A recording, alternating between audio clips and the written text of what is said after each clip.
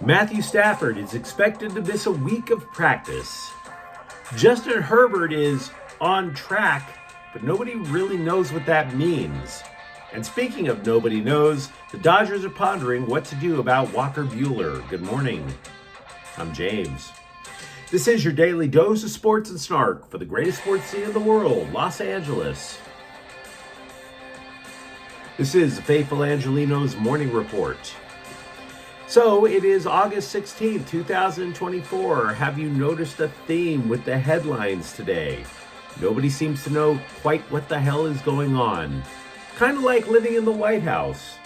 So we are indeed the state of America with Los Angeles sports. And if you like being in the know about LA, click the like button. Click the subscribe button. There's a notification bell. Hit that. It'll let you know when we drop new content. Sharing is caring. Let people know we exist. And by all means, comment. Now, before we go through the news and notes, a look at the scoreboard. Milwaukee 6, Dodgers 4. Gavin Lux scored twice, drove in a run. Dodger bullpen, though, implodes yet again. They allowed 3 runs in the 8th inning. The last time the Dodgers lead in the NL West was 2 games, was April 24th. Still in first, the grip be a little slippery. Meanwhile, New York 103, Sparks 68, their first game back from an Olympic break. And well, for all the talk about how pretty the Sparks are when they enter the arena, oh, how fashionable. On the court, they look like the cast of The View. Coach Curt Miller has finally seen enough. Quote, "This is a franchise with rich tradition. This doesn't happen to the Sparks on the Sparks home court. My hope is that it bothers him," unquote. That would be a few people's hope, yes. And yet the scribes keep hoping that Cameron Brink shows off more leg and cleavage. Meanwhile, Ray Burrell led the Sparks with 15 points off the bench. Today, the Dodgers are in St. Louis, 5 o'clock. Justin Robleski is 0-1 with a 4.05 ERA. Miles Mikolas is 8-9 with a 5.30 ERA. And let's get to the news. Matthew Stafford is expected to return to Rams practice next week, so saith Sean McVay. Stafford left Tuesday's joint practice with Dallas. There was tightness in a hamstring. They didn't even let the dude jog on the field Thursday, so obviously he's not going to play in the exhibition game Saturday, which means that the Rams-Chargers preseason game is Stetson Bennett versus Easton Stick. Ooh. Pinch me. Now, speaking kind of the Rams, as there are legions of Dallas Cowboy fans in the world, so too are the Cowboys haters. And you might consider adding yourself to that mob after some scrub wearing a star on his helmet blasted a Rams intern on Tuesday.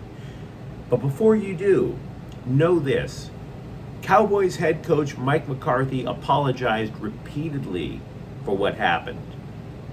Repeatedly. And sincerely, I might add. As in multiple random phone calls. "Coach, I'm still embarrassed. Bro, it's okay. It's no, for reals. I'm so sad over..." So, McCarthy, to be clear, was at a different part of the practice facility when that happened. Clearly not authorized. He's an old school guy. He didn't like that. So sometimes you got to hate the player more than the team. And frankly, considering that player is a defensive lineman with exactly 0 sacks in a 5-year career, his career is probably not lasting that much longer in Dallas. Aubrey Pleasant will serve as the head coach for the Rams on Saturday when they play the Chargers. This is presumably so McVay can start binge drinking while Bennett throws yet another 4 interceptions. Bennett's got to get those reps in. Am I right? McVay went on a radio show, said Jimmy Garoppolo will not be taking snaps in any preseason game. Sports Illustrated last week inaccurately reported that Garoppolo was injured. No, it is the opposite. They are protecting Garoppolo much like they are protecting Matthew Stafford. Both are longtime starters in the NFL. But having said that, this means that Bennett will be the number 2 quarterback for the first 2 weeks of the season. Chargers quarterback Justin Herbert did in fact remove his walking boot yesterday. What he didn't do is practice. Now, Jim Harbaugh said Herbert is on track for something. He did not specify what that track was, when that track was supposed to arrive, where the hell that track was going. And to be honest, I don't even think Harbaugh knows, because he kept apologizing to the scribes for not having more information other than the boot is off. Harbaugh can be a secretive guy. In this case, he actually wanted to give everybody a vote of confidence. The only thing he'd say, though, was, the boot's off? Herbert's on track. The one thing we know about on track is that it doesn't mean that he'll be playing against the Rams Saturday. Again, that's going to be Easton Stick, Luis Perez, probably Max Duggan. The Chargers did, though, add someone who might be a difference maker on their defensive line. And no, he did not play for Dallas in a scrimmage against the Rams. Teair Tart is a 6'2", 304-pounder, recently cast aside by Miami. The Dolphins got rid of him because they said Tart didn't fit the scheme. He's a traditional nose tackle. He faces the center when he lines up. And he was a part of the Titans defense that was number 1 against the run in 2022. This matters in 2 ways. The Chargers stink against the run. They've been terrible against the run for years. And then number 2, they didn't add any linemen who are known for stopping the run. So yeah, this might be a good idea for the Bolts. Meanwhile, because the scribes can't take a hint, Harbaugh went back to the press and said no, Colin Kaepernick is not taking a job on the coaching staff. Because the scribes can't figure out what it means to be ghosted. Seriously, I'm 56. I know what it means to be ghosted. We used to call it flaking out back in the day.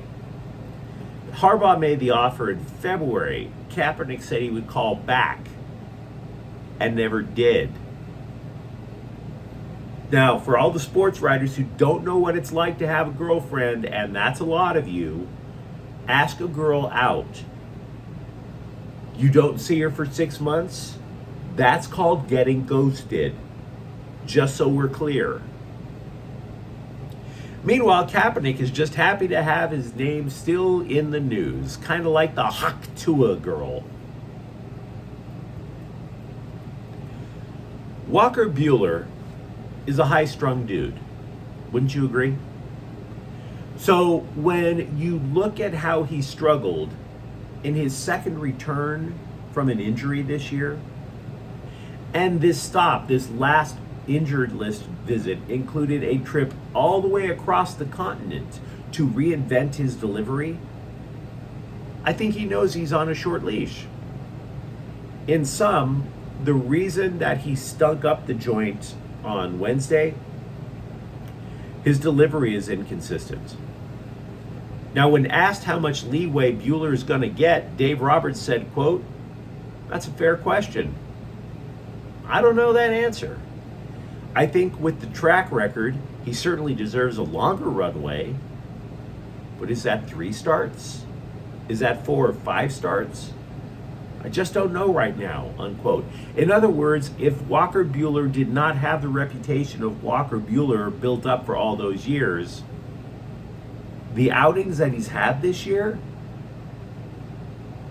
Joe Scrub up from AAA would not get a second start. You'd have to go back down and work on it. Speaking of pitchers in the minor leagues, Bobby Miller was scratched from his Thursday start with AAA Oklahoma City. It is a contingency plan if the Dodgers need another arm over the weekend. We mentioned earlier Justin Robleski is tentatively scheduled to start today's game. For all we know, it might be Miller. Now, I am aware that Oklahoma City is playing in Las Vegas this weekend. I'm also aware that Vegas has a Max Muncy on the roster. I know. The Las Vegas Aviators, the Oakland A's affiliate in AAA, has a Max Muncy, and the Scribes are just doing something in their pants because, oh my God, there's games with a Max Muncy for Vegas, and the Dodgers sent Max Muncy to AAA, and they're both playing against each other, and isn't that? No, it's nothing. Stop it. Read all about it repeatedly yesterday. It is not cool. It's just happenstance. Somebody actually went to Facebook and looked me up to friend me. Nobody really does that anymore. They looked up, there's millions of people with my name on Facebook. So stop it. Max Muncy versus Max Muncy. Who cares?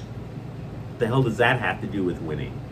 What the hell does that have to do with Max Muncy getting back to the majors and hopefully helping the Dodgers win a title?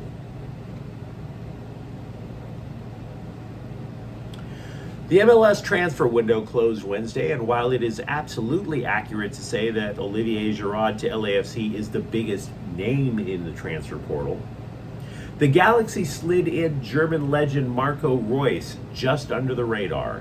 He is a three-time Bundesliga Player of the Year with Dortmund, boosting the club to the finals of UEFA Champions League twice. He's 35, but he told the Scribes he still thinks he has a lot of energy to burn. The contract will therefore keep him in LA until 2026. Quote, America and especially the Galaxy was my first choice, unquote. He's an attacking midfielder, and if you've watched Galaxy soccer, as you might imagine, I have a lot, you might pause and ask, well, wait, don't they already have an attacking midfielder in Ricky Puig? Now, this is very true. But this could be,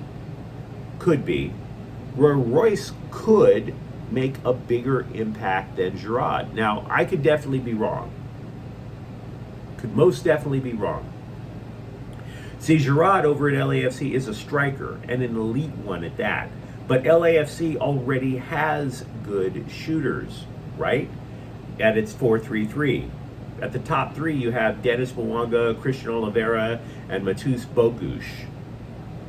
So maybe Giroud becomes a super sub like Gareth Bale did for LAFC 2 years ago. That would work. But when I'm talking about impact, I'm talking about the whole 90. Puig in the Galaxy's 4-3-3, where there's three midfielders in the center, Puig is not always slated to line up at center midfield. They usually have him at left midfield. Then when Puig gets the ball, he turns on the jets, he looks up, he finds either Joseph Paintsill or Gabriel Peck on either side. What if you take Reus? You have Puig at one side of midfield. What if you take Reus and line him up at center mid? What if you make his target Dejan Joveljic the center forward? See, Joveljic very rarely gets a direct pass. He usually gets a crossing pass.